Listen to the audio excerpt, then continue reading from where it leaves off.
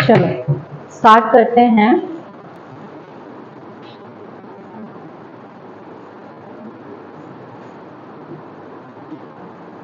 Last हम discuss कर रहे थे stages of Lawrence Kohlberg simply, ठीक है। थ्योरी कौन सी चली हुई थी हमारी? Stages of Lawrence Kohlberg. Theory का नाम क्या है इनकी? हाँ जी,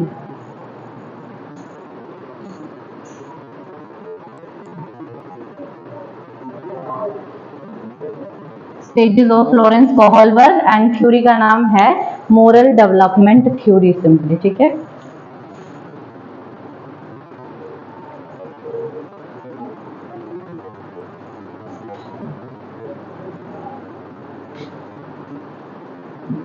moral development theory of Lawrence Kohlberg, नैतिक विकास का सिद्धांत हिंदी में सिंपली, ठीक है।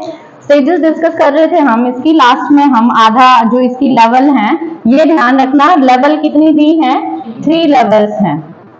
और स्टेजेस कितनी हैं? 6 स्टेजेस हैं। 3 लेवल्स एंड 6 स्टेजेस सिंपली, ठीक है। ये आपको थोड़ा सा ध्यान रखना है।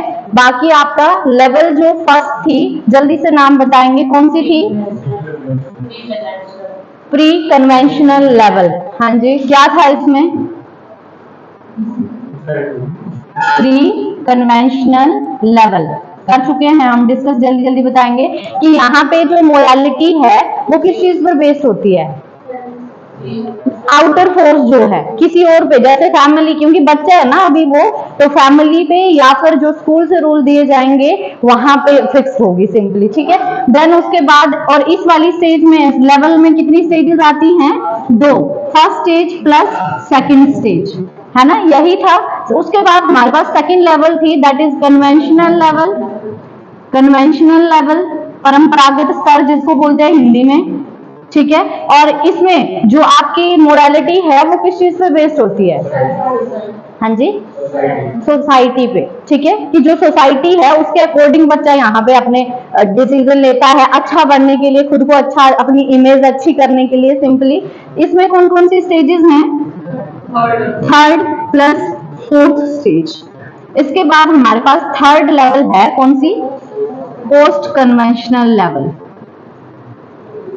पोस्ट कन्वेंशनल लेवल, ठीक है। और इसमें 5th प्लस 6th स्टेज जो है कंबाइन की है इन्होंने सिंपली, ठीक है।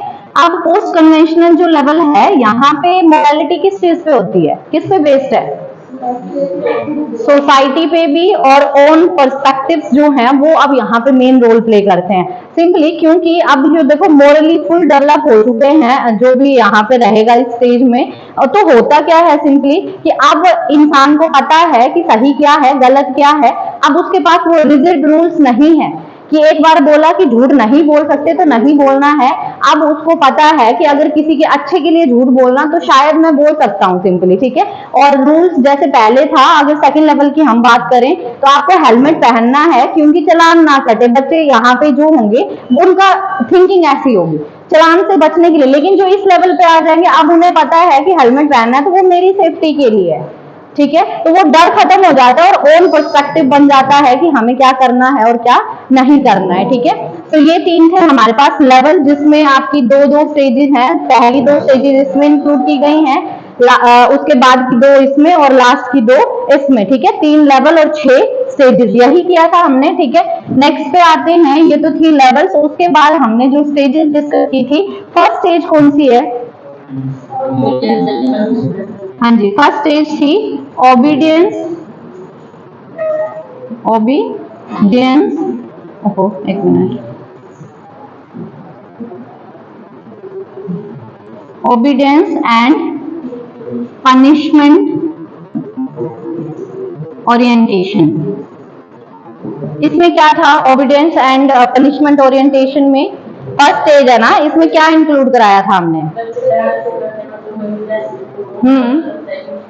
कि आज्ञा पालन और दंड अभिमुखता। हिंदी में क्या बोलते हैं? आज्ञा पालन और दंड अभिमुखता। बोलने का मतलब है अगर एक बच्चा आपकी आज्ञा का पालन कर रहा है तो सिर्फ और सिर्फ पनिशमेंट के डर से कर रहा है, अदरवाइज उसको आपसे ज्यादा ये नहीं है कि मुझे करना चाहिए, क्योंकि बच्चे में अभी अंडरस्टैंडिंग ही उतनी है, उससे आप ज्यादा एक्सपेक्ट नहीं कर सकते हैं सिंपली, ठीक है। ये थी हमारी फर्स्ट स्टेज सिंपली की ओबीडियंस, मतलब बच्चा आज्ञा का पालन कर रहा है तो सिर्फ और सिर्फ किस वजह से कर रहा है, क्योंकि पनिशमेंट का डर है उसे, ठीक है। यहाँ पे मोरालिटी कुछ भी नहीं होती है सिंपली। फिर उसके बाद जो दूसरी स्टेज हमने की थी वो कौन सी थी, पहली तो ये हो गई, दूसरी स्टेज कौन सी थी, self interest and reward orientation, self interest and reward orientation. हाँ जी, इसमें क्या था, ये सेकेंड लेवल थी। इसमें क्या था कि बच्चा अगर काम कर रहा है ना तो सिर्फ और सिर्फ रिवॉर्ड की वजह से, कि अगर आप उसको रिवॉर्ड दे रहे हैं तभी वो इंटरेस्ट लेगा, अदरवाइज उसको कोई इंटरेस्ट नहीं है कि आपने दुकान से सामान मंगाया है या फिर आपने उसको कुछ करने को बोला है, सिर्फ और सिर्फ रिवॉर्ड की वजह से, ठीक है। अगर वो पढ़ाई भी कर रहा है, होता है ना बच्चे, हम जो मतलब घर वाले हैं, हमें भी कभी ना कभी लालच मिले हुए हैं कि आप इतने परसेंटेज लेके आओगे तो आपको साइकिल ले देंगे, ये कर देंगे, वो कर देंगे, फोन ले देंगे, होता है ऐसा सिंपली। तो ये ऑटो मोटिवेशन है सिंपली, है ना। तो रिवॉर्ड, यही रिवॉर्ड पाने के लिए या फिर प्रेज करने के लिए, हर कोई चाहता है कि मेरी प्रेज हो, तो वो कि एक सुनने के लिए कि हाँ आप तेज हो, आप अच्छे हो, भाई पढ़ाई में अच्छा है बच्चा, तो ये जो रिवॉर्ड है छोटे छोटे, इन सब चीजों के लिए बच्चा क्या करता है, किसी चीज में इंटरेस्ट लेता है सिंपली, है ना। तीसरा था, ये हम कर चुके हैं इसलिए मैं थोड़ा जल्दी जल्दी कर रही हूँ। तीसरी हमारे पास स्टेज कौन सी थी, good boy and good girl orientation, good boy and good girl orientation. इसमें क्या था, तीसरी स्टेज है ना, तो बच्चा यहाँ पे क्या कर रहा था, अच्छा बनने की कोशिश, लड़के या लड़कियां जो भी हैं दूसरों के सामने थोड़ा खुद को अच्छा एक इमेज सेट करने की कोशिश करते हैं, ठीक है। तो इसको बोलते हैं good girl and good boy orientation simply, ठीक है। और यहाँ पे जो बच्चे हैं, जो आपका मतलब दूसरों के सामने जो खुद को पेश कर रहे हैं, वो एक अच्छा व्यू पाने के लिए कर रहे हैं, है ना। तो मोरालिटी यहाँ पे थोड़ी थोड़ी डेवलप हो रही है उनको, हाँ ये रियलाइजेशन हो रही है कि हमें क्यों दूसरों को ग्रीट करना है, क्यों बड़ों को रिस्पेक्ट करना है, लेकिन यहाँ पे बच्चे अच्छे बने रहना चाहते हैं, अपनी पर्सनैलिटी अच्छी रखना चाहते हैं सिंपली, ठीक है। इसके बाद नेक्स्ट था हमारे पास क्या, फोर्थ स्टेज, हुई थी या नहीं, यहीं से आई गया था ना, चलो लिखेंगे। लास्ट में लाइट चली गई थी तो फिर रुक गए थे हम, सो कैरी ऑन करते हैं। लॉ एंड ऑर्डर मोरालिटी, ये है फोर्थ स्टेज हमारी, law and order morality, law and order morality, Hindi में इसको क्या बोलते हैं, हाँ जी, नाम इसका एक और है authority maintaining orientation, authority maintaining orientation, authority maintaining orientation, authority maintaining orientation, Hindi में बोलते हैं अधिकार संरक्षण अभिमुखता, अधिकार संरक्षण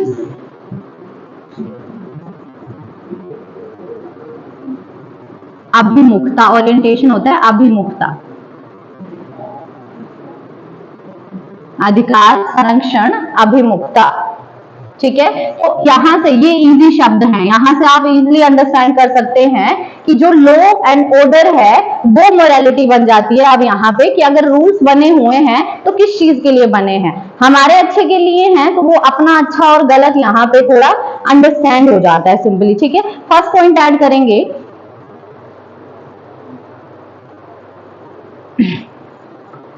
understand in this stage children understand, in this stage children understand that it is important to, in this stage children understand that it is important to obey laws and social convention, obey laws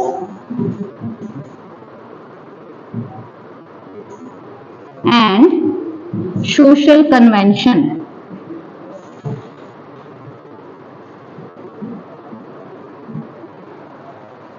ठीक है। मतलब इस stage में जो बच्चा है kind of ये teen age वाली एज है, तो यहाँ पे बच्चा जो रूल्स हैं उनको ओबे करना है, फॉलो करना है, ये समझ लेता है, और जो सोशल कन्वेंशंस हैं उनको भी समझना स्टार्ट कर देता है। मतलब अब एक अंडरस्टैंडिंग बनना यहाँ पे चालू हो चुकी है कि जबरदस्ती थोपना नहीं है, उसको क्यों बनाए गए हैं ये चीज अब अंडरस्टैंड कर रहा है बच्चा। ठीक है, नेक्स्ट पॉइंट पे आएंगे, इसी का नेक्स्ट लिखेंगे, a central idol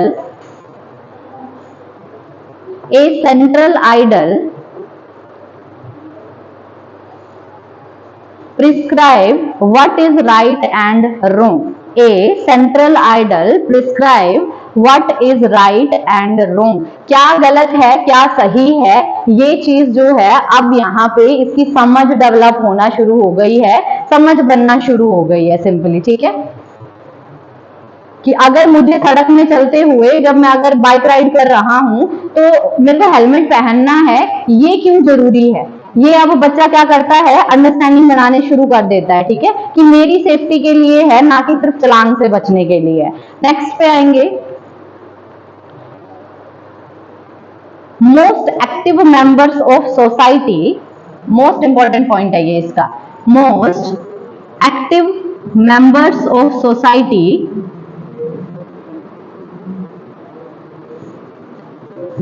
most active member of society remains in this stage. Most active members of society remains in this stage. इसी स्टेज में रहते हैं।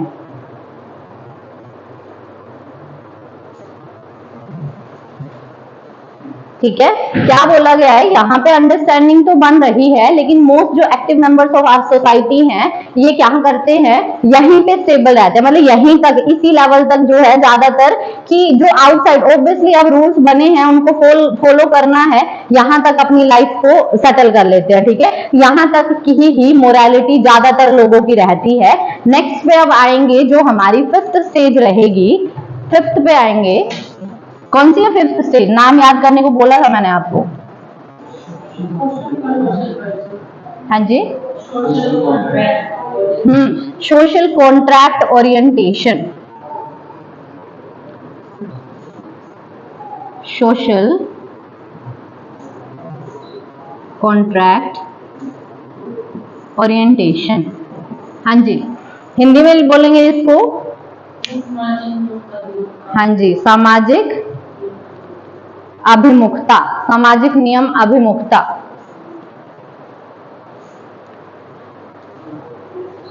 और इस स्टेज को मोरालिटी ऑफ कोऑपरेशन स्टेज के नाम से भी जाना जाता है। इस पॉइंट को ऐड करेंगे कि इस स्टेज को मोरालिटी ऑफ कोऑपरेशन भी कहते हैं।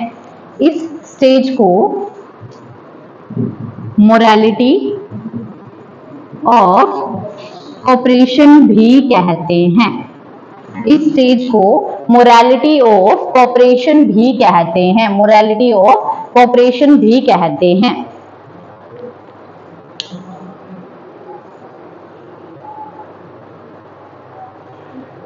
ठीक है, अब देखो ये जो सोशल कॉन्ट्रैक्ट ओरिएंटेशन वाली स्टेज है ना, यहाँ पे अब जो इंसान है वो फुली मोरली डेवलप हो चुका है, मोरल सही गलत सब उसको यहाँ पे अंडरस्टैंडिंग है, फुली मोरली डेवलप्ड है यहाँ पे। तो अब वो जो समाज में एक कोऑपरेशन वाली जो फीलिंग रहती है ना, या कोऑपरेट करना है, हमें दूसरों की हेल्प करनी है समथिंग, ठीक है, ये मोरालिटी अब यहाँ पे आ चुकी है और बच्चे इस चीज के लिए फुली डेवलप्ड है। बच्चे नहीं रहे, अब जो इंसान है वो यहाँ पे फुली डेवलप है सिंपली। ठीक है, एक पॉइंट ऐड करेंगे फिर आगे बढ़ते हैं। The world is viewed as holding, the world is viewed as holding different opinions, the world is viewed as holding different opinions, rights and values, different opinions, rights and values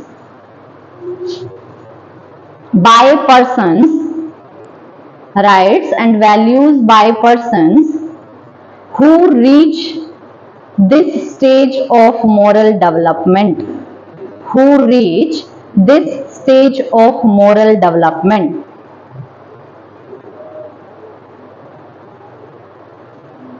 ठीक है, क्या बोला गया अब यहाँ पे कि सिंपली जो इस स्टेज में बच्चा है या इस स्टेज में जो इंसान पहुंच चुका है, अब उसको सही गलत राइट्स क्या हैं उसके, मतलब क्या क्या अधिकार हैं उसके लॉज के थ्रू भी, और ये चीजें उसको समझ आ गई हैं।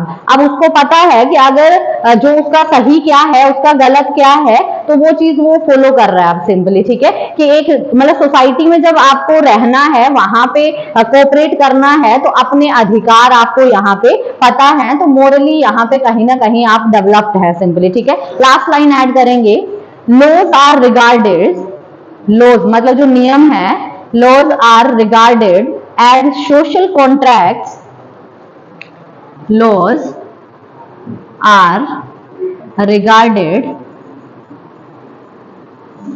As social contracts.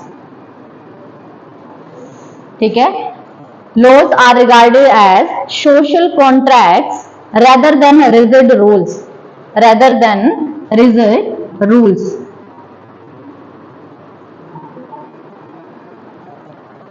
अब जो लॉज है ना, जो नियम है, कानून है, वो किस चीज के लिए यूज कर रहे हैं, रिगार्ड कर रहे हैं उसको एज अ सोशल कॉन्ट्रैक्ट, जो समाज में रहने के लिए यूज किया जा रहा है, समाज में अच्छे से कोऑपरेट करने के लिए यूज किया जा रहा है, ना कि एक रिजिड रूल की ये करना है तो करना ही है सिंपली। ठीक है, तो समाज के थ्रू या समाज के लिए अब चीजें करना शुरू हो गया यहाँ पे इंसान, जो 5th स्टेज पे पहुंच चुका है सिंपली। ठीक है, लास्ट पे आएंगे, universal ethical principle. Last stage कौन सी है हमारी, universal ethical principle, universal ethical principle, 6th stage.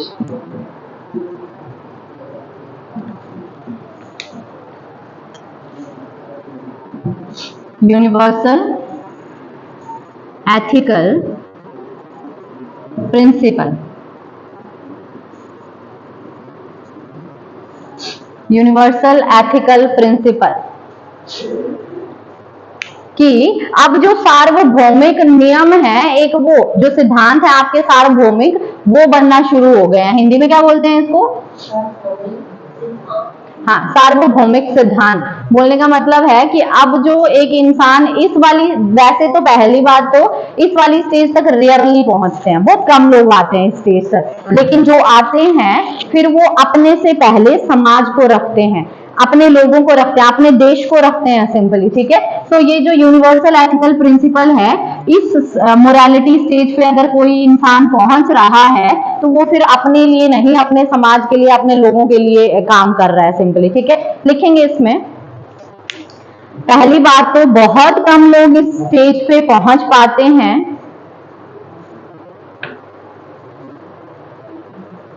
at this stage moral reasoning, at this stage moral reasoning becomes, at this stage moral reasoning becomes based on abstract reasoning, moral reasoning becomes based on abstract reasoning, abstract reasoning using universal ethical principle, using universal ethical principle।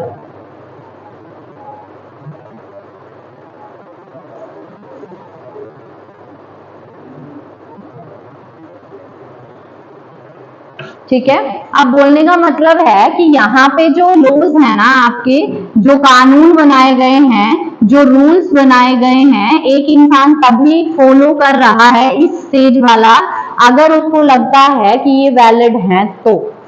ठीक है, अब वो इस बंधन से आजाद है, जहां पहले था कि मुझे करना ही पड़ेगा, क्योंकि अब वो मोरली इतना डेवलप हो चुका है, एक जो यूनिवर्सल एथिकल प्रिंसिपल को फॉलो कर रहा है, तो उसके लिए ये लॉज और रूल्स तब भी वैल्यू रखेंगे अगर वो सही हुए उसके अकॉर्डिंग, तो अदरवाइज वो इसके मतलब इनको फॉलो नहीं करने वाला है।